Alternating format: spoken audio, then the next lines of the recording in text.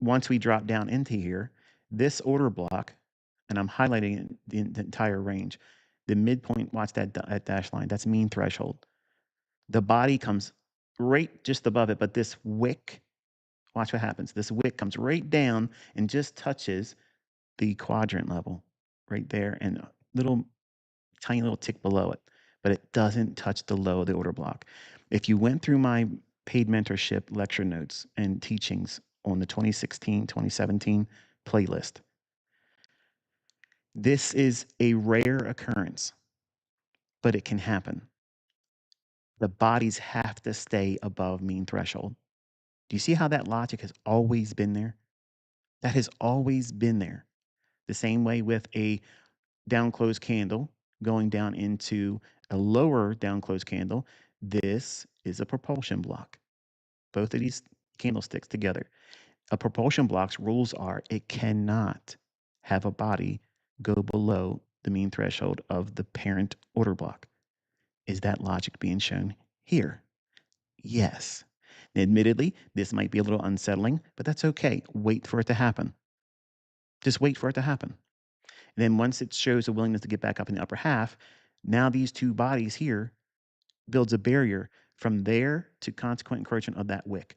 So in between these two price points in here, we don't want to see anything there. No wicks, no bodies. And the price needs to show a willingness to go higher from there.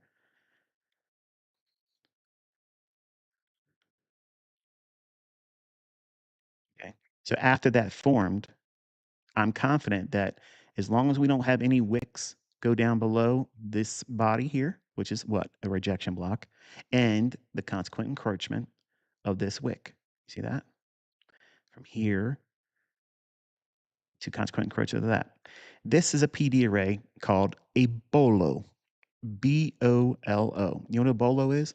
There's two weights with a rope, connecting the two. They swing it over their head and they throw it, and it usually entangles the legs of whoever they're throwing it at. That's what this is. Okay. So when you have a rejection block and a lower wick, the consequent encroachment of that, between that right there, that is a defensive PD array. It means that you're not actually trading in it, you're just observing price with it. So it's kind of like a line in the sand type thing. It's a defensive PD array. You do not want to see it touched. Treat it like a landmine, because if it goes down there, even with a wick touching it, you're probably going to get stopped out. So you can save your stop and don't get stopped out. That's how you use it. Nothing extra, nothing more. See how simple that is? Very, very simple. So right after this candlestick closed, I'm trusting that PD array. The Bolo is saying absolutely not, because if I see it trade down there, I'm going to get my legs wrapped up with that Bolo.